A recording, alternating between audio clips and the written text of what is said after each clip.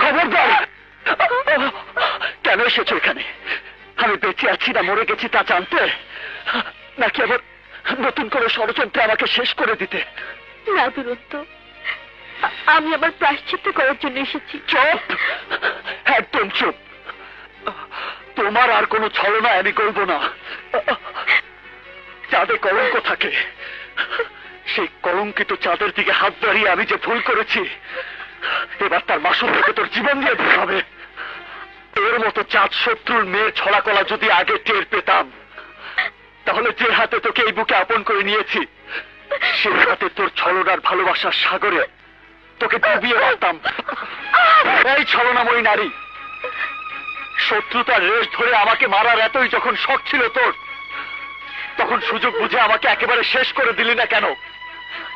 কেন আমার পবিত্র ভালোবাসার মনটাকে নিয়ে ছিনিমিনি খেলেছিস? কেন?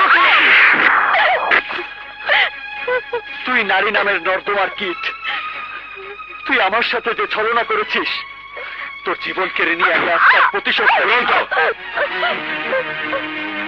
কাকে তুই মারতে চাচ্ছিস? আর এই সেই মেয়ে যে নিজের রক্ত দিয়ে তোর জীবন বাঁচিয়েছে। হ্যাঁ দুরন্ত, ও তোমার নতুন জীবন ফিরিয়ে দিয়েছে।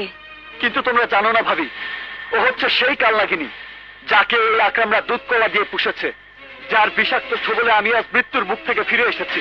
ও আমাদের শত্রুর বংশধর। ও যা বলেছে সব সত্যি। হ্যাঁ ভাইয়া, কিন্তু এই সত্যের মাঝে যে মিথ্যে চাপা পড়েছিল, আজ আমি তা জানতে পেরেছি। আর তাই ওই হিরাজিল ত্যাগ করে চিরদিনের জন্য চলে এসেছি। এখন আপনারা আমাকে মারেন, কাটেন, যাই করেন, তাতে আমার কোনো দুঃখ নেই, কারণ খোদার কাছে লাখ লাখ শুকর দুরন্ত বেঁচে আছে। যে ভালোবাসার চলে আমি দুরন্তকে শেষ করতে চেয়েছিলাম, সেই ভালোবাসার বলে আমি আমার দুরন্তকে বাঁচাতে পেরেছি। ভাইয়া, ভাইয়া, তুমি ওর কথা বিশ্বাস করো না। অবিশ্বাস করাটাও ভুল হবে, কারণ ও যেমনি তোর জীবন কেড়ে নিতে চেয়েছিল, তেমনি তোর জীবন রক্ষা করে প্রমাণ করেছে ও তোকে কতটা ভালোবাসে। দুরন্ত, আমি এবং এই এলাকার সবাই যা করতে পারেনি, ও আজ সেই কাজ করে মহত্বের পরিচয় দিয়েছে।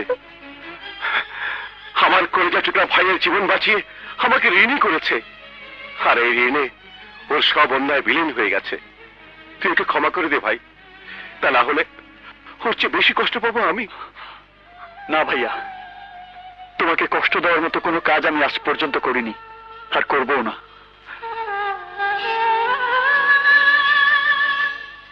ভাইয়া, মনকে হাতিয়ার বানিয়ে যারা আমার জীবনের উপর আঘাত এনেছিল, এবার পাল্টা আঘাতে ওদের জীবন আমি কেড়ে নেব। না দুরন্ত, ওরা আমার কলিজা খামচে ধরে টেনে ছিঁড়ে ফেলতে চেয়েছিল, তাই এবার আমার প্রতিহিংসার হুঙ্কারে ওই হিরাজিলের মাটি থরথর করে কেঁপে উঠবে। মৃত্যুর হাত থেকে কেউ রক্ষা পাবে না। ভাইয়া, ভাইয়া, ভাইয়া, একটা সুখবর আছে। আজ সীমান্তের মাঝখানে শালবনে আকরামরা গাছ কাটতে আসবে। আজই হবে ওদের জীবনের শেষ দিন। ওই শালবনে আমি ওদের কবর দিয়ে আসবো। না ভাইয়া, আমরা আপনার গড়া লড়াকু সৈনিক।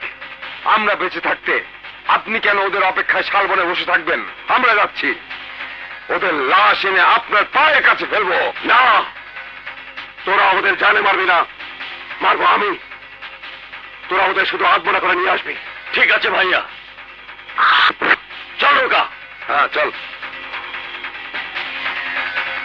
আকরাম, যেই দিনটির অপেক্ষায় আমি ছিলাম, আজ তোদের জীবনে সেই দিন। কিরে তুই একা? তোমাদের প্ল্যান মতো আমি খবর দিয়েছিলাম, দুর্জয় আসতেও চেয়েছিল, কিন্তু এই শুয়োরের বাচ্চা রোকা বাধা দিয়ে নিজেরাই তোমাদের মারতে এসেছে। ওদের এত বড় সাহস, আমাদের খুন করতে এসেছে। দুর্জয় কোথায়? হ্যাঁ, ওই বেঈমান!